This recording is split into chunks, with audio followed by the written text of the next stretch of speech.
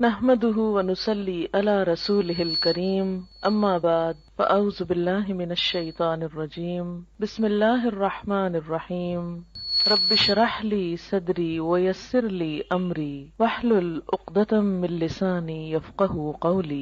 اللہ تعالیٰ کا لاکھ لاکھ شکر ہے جس نے ہمیں انسان بنایا، دنیا کی تمام نعمتیں ہمارے لیے پیدا کی، زمین و آسمان اور ان میں پائی جانے والی تمام چیزیں انسان کے لیے مسخر کی کہ انسان اپنی ضرورت کے مطابق ان چیزوں سے جیسے چاہے حدود کے اندر رہتے ہوئے فائدہ اٹھائے۔ پھر اس کا ہم پر بہت بڑا احسان ہے کہ اس نے ہمیں مسلمان بنایا۔ مسلمان اس شخص کو کہتے ہیں جو دین اسلام پر ہو، اور اسلام کا معنی ہے پیس، امن۔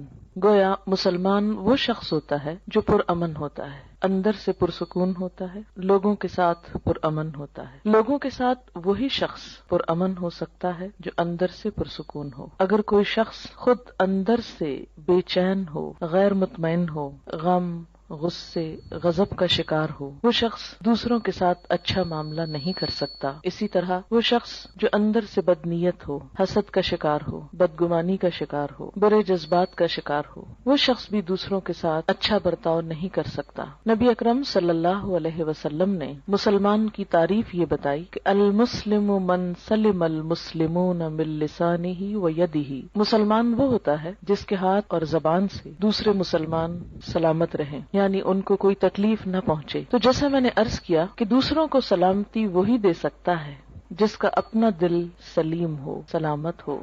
دل کی سلامتی، دل کا اطمینان اور دل کا سکون اللہ کے ذکر میں ہے۔ قرآن پاک میں اللہ تعالیٰ فرماتے ہیں الا بذکر اللہ تطمئن القلوب، خبردار اللہ کے ذکر ہی سے دل اطمینان پاتے ہیں۔ جب دل مطمئن ہو جائیں، پرسکون ہو جائیں، تو ایسے شخص کی گفتگو میں بھی ایک ٹھہراؤ آ جاتا ہے، پرسکون ہو جاتا ہے، پھر وہ دوسروں کے ساتھ معاملہ کرنے میں بھی پرامن رہتا ہے۔ اس کے لیے ضروری ہے کہ ہم سب اللہ کا ذکر کرنے والے ہوں، اللہ کو یاد کرنے والے ہوں، اللہ سے دعا کرنے والے ہوں۔ اسی وجہ سے آج کی اس شام چند دعاؤں کا انتخاب کیا گیا ہے جن کو ہم اگر اپنی زندگی کا حصہ بنا لیں تو لازمی طور پر ہمارا دل پرسکون ہو جائے گا، ہمارے حالات بہتر ہوں گے، اور یہ سب کچھ ہمیں دنیا میں بھی ایک اچھا انسان بننے میں مدد دے گا۔ اور دنیا میں اچھا انسان بننا اس لیے بھی ضروری ہے کہ یہ دنیا پرامن ہو اور اس کے نتیجے میں ہماری آخرت پھر خوشحال ہو۔ ہم سب جنت کی خواہش رکھتے ہیں، ہم سب جنت کے امیدوار ہیں، جنت کے انتظار میں ہیں، لیکن یاد رہے کہ جنت پرامن لوگوں کی بستی ہے۔ جنت میں وہی جا سکتا ہے جو یہ ثابت کرے کہ میں ایک پرامن انسان ہوں۔ دنیا میں بھی جو انسان خود پرامن طریقے سے نہیں رہتا اور دوسروں کی جان، مال، عزت، آبرو پر حملہ کرتا ہے یا ان کو نقصان دیتا ہے تو ایسے شخص کو معاشرے میں کھلم کھلا چھوڑ نہیں دیا جاتا۔ دنیا میں بھی ایسے شخص کی جگہ جیل خانہ ہوتی ہے۔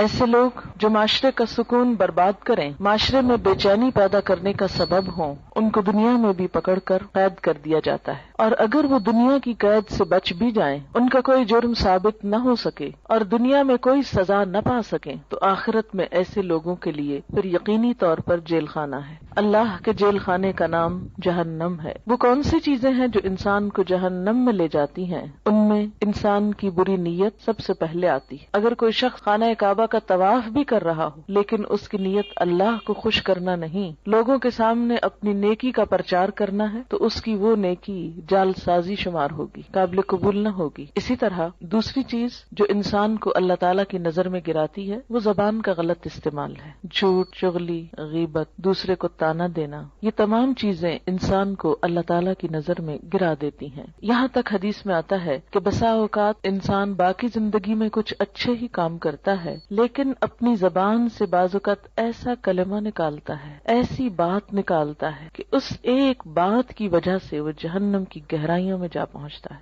ازواج مطہرات میں سے ایک نے دوسری کے قد کے بارے میں کچھ اظہار خیال کیا کہ فلاں تو ٹھنگنی ہے، ٹھنگنی کہتے ہیں جس کا قد چھوٹا ہو۔ آپ صلی اللہ علیہ وسلم نے یہ لفظ سن لیا، آپ نے فرمایا تم نے اتنی سخت بات کی ہے کہ اگر اسے سمندر میں بھی ملا دیا جائے تو اس کا پانی بھی کڑوا ہو جائے. لیکن ہمارے عام طور پر ماحول میں اس قسم کے تبصرے کسی کے ناک پہ، کسی کے جسم پہ، کسی کے قد پہ، کسی کے رنگ پہ، کسی کی چال پہ، کسی کی لباس پہ کس قدر عام ہے. اور کبھی ہم نے منہ سے ایسے غلط لفظ نکالتے ہوئے سوچا بھی نہیں کہ ہم کوئی بری بات کر رہے ہیں. ہم کہتے ہیں تو کیا ہوا، وہ ایسے نہیں ہے، میں کوئی جھوٹ کہہ رہا ہوں، اور یہ کہہ کر اپنے آپ کو مطمئن کر لیتے ہیں اور پھر رواں تبصرے شروع کر دیتے ہیں. عام طور پر گفتگو کا موضوع لوگ ہوتے ہیں اور لوگوں کے ظاہر پر، حالت پر، شکل و صورت پر زیادہ تبصرے ہوتے ہیں. ان تمام اخلاقی برائیوں سے بچنے کے لیے ضروری ہے کہ انسان اللہ تعالیٰ سے مدد مانگے، اللہ تعالیٰ سے مدد لے. قرآن پاک میں اللہ تعالیٰ فرماتے ہیں کسی بھی مشکل سے نجات پانے کا جو ذریعہ ہے وہ ہے وَاسْتَعِینُوا بِالصَّبْرِ وَالصَّلَاةِ، مدد مانگو صبر کے ساتھ اور نماز کے ساتھ. نماز اللہ کے ذکر کا بہترین طریقہ ہے، اللہ کو یاد کرنے کا. نماز ایک دعا بھی ہے، لیکن نماز کے علاوہ یا نماز کے بعد بھی اللہ کو یاد کرنا اہل ایمان کا طریقہ ہوتا ہے. دعا ایک عبادت ہے، نہ صرف یہ کہ عبادت ہے بلکہ عبادت کا بھی نچوڑ ہے، عبادت کا بھی اعلیٰ ترین حصہ ہے. حدیث پاک میں آتا ہے کہ جو اللہ سے دعا نہیں مانگتا اللہ تعالیٰ اس سے ناراض ہو جاتا ہے. بعض اوقات ہم یہ سمجھتے ہیں کہ اللہ کو تو پتہ ہی ہے ہم کو کیا چاہیے اور وہ تو ویسے بھی دے سکتا ہے، ہمیں مانگنے کی کیا ضرورت. نہیں، آپ صلی اللہ علیہ وسلم نے فرمایا جو لوگوں سے مانگتا ہے لوگ اس سے ناراض ہوتے ہیں، اور جو اللہ سے نہیں مانگتا تو اللہ تعالیٰ اس سے ناراض ہوتا ہے. تو ہمیں لوگوں کی طرف توقع رکھنے اور ان سے مانگنے کی بجائے اللہ کی طرف رجوع کرنا چاہیے. دعا انسان کی بندگی، عاجزی اور اس کی عبادت کا ایک ذریعہ ہے، ایک طریقہ ہے. اللہ تعالیٰ اس بات کو ناپسند کرتے ہیں کہ کوئی بندہ اس کے آگے ہاتھ پھیلائے اور پھر وہ ان ہاتھوں کو خالی لوٹا دے، کیونکہ وہ کائنات کا بادشاہ ہے. لیکن عموماً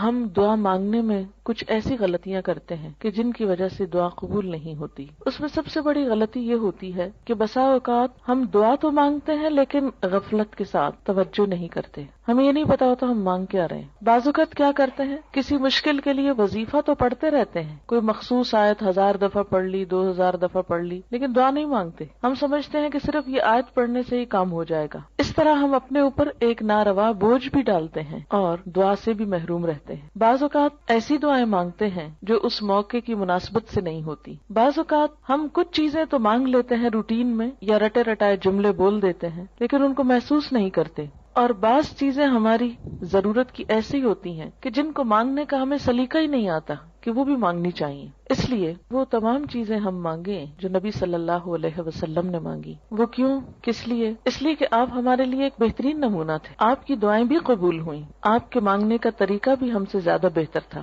اور آپ نے وہ تمام چیزیں مانگی جو مانگنی چاہیے اور جو ہمیں بھی اپنی زندگی میں مانگنی چاہیے. یہ زندگی ہمیں ایک دفعہ ملی ہے، اس زندگی کو ضائع ہونے سے بچا لینا چاہیے، دوسرا چانس نہیں ہے. اگر آج ہم نے اپنے وقت اور اپنی زندگی کی قدر نہ کی اور کچھ چیزوں سے محروم رہ کر دنیا سے چلے گئے تو یہ محرومیاں مستقل ہو سکتی ہیں. اس لیے عقل مند شخص وہی ہے جو اللہ سے مانگتا رہے. دعا انسان کی کوششوں میں ہونے والی کمی کو بھی پورا کر دیتی ہے. ایک شخص جو مانگتا رہتا ہے وہ اگر عمل میں کچھ کم بھی ہو تو دعا عمل میں آگے بڑھاتی ہے، اور اگر پھر بھی کمی رہ جائے تو اس کمی کو پورا کر دیتی ہے. ہماری کچھ دعائیں تو مانگی ہوئی فوراً پوری ہو جاتی، کچھ ایسے ہوتی ہیں کہ جو پوری نہیں ہوتی لیکن ان کے بدلے کوئی آنے والی مصیبت ٹل جاتی ہے. آپ صلی اللہ علیہ وسلم نے فرمایا کہ ایک طرف سے دعا اٹھتی ہے اور دوسری طرف سے مصیبت آ رہی ہوتی، وہ دونوں آپس میں جھگڑنے لگتی ہیں.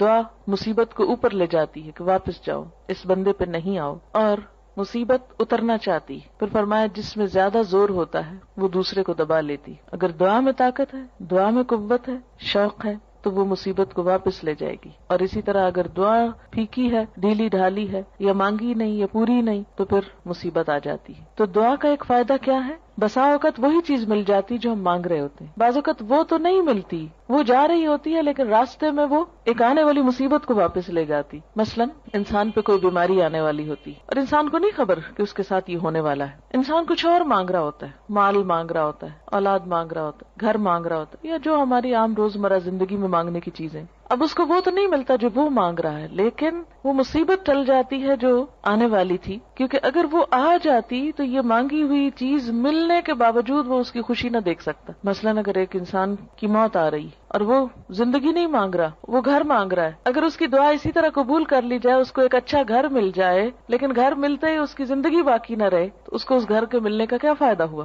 کوئی فائدہ نہیں، کیونکہ وہ تو زندہ ہی نہ رہا. اس لیے اللہ تعالیٰ کو زیادہ بہتر طور پہ پتا ہوتا ہے کہ اس وقت ہماری ضرورت زندگی ہے یا گھر ہے، مثلاً یا صحت ہے یا اولاد ہے. بعض اوقات انسان اولاد کی دعا کرتا ہے، بیٹے کی دعا کرتا ہے، جو ہمارے معاشرے میں عام طور پر ہے، لیکن اللہ تعالیٰ وہ نہیں دیتا، اس کے بدلے میں کچھ اور دے دیتا ہے جو اس سے زیادہ انسان کی ضرورت ہوتا ہے. تیسرا طریقہ یہ ہوتا ہے کہ جو کچھ انسان مانگتا ہے وہ نہ تو وہ ملتا ہے، نہ مصیبت ٹلتی ہے، بلکہ آخرت کے لیے جمع ہو جاتا ہے، انسان کی نیکیوں میں بدلتی جاتی ہے دعا. کوئی مانگی ہوئی دعا ضائع نہیں جاتی. یہ یاد رکھیں کہ دعا ایک ایسی نیکی ہے جو ضائع نہیں ہوتی، وہ اپنا اثر ضرور رکھتی ہے. کچھ کام تو ایسے نا جو ہم کرتے بھی رہے تو ضائع ہوتے جاتے ہیں، کوئی نتیجہ ہی نہیں نکلتا. مثلا دنیا میں کئی ایسے بزنس ہوتے ہیں، انویسٹ کرتے ہیں لیکن اس کو کوئی فائدہ نہیں ہوتا، الٹا نقصان میں جاتے ہیں. لیکن دعا ایسی انویسٹمنٹ ہے جو ضائع نہیں جاتی. آپ مانگتے چلے جائیں، اگر دنیا میں کچھ نہیں بھی ملا تو آخرت میں اس کے بدلے میں اتنا کچھ جمع ہو جائے گا کہ وہاں جا کر انسان تمنا کرے گا،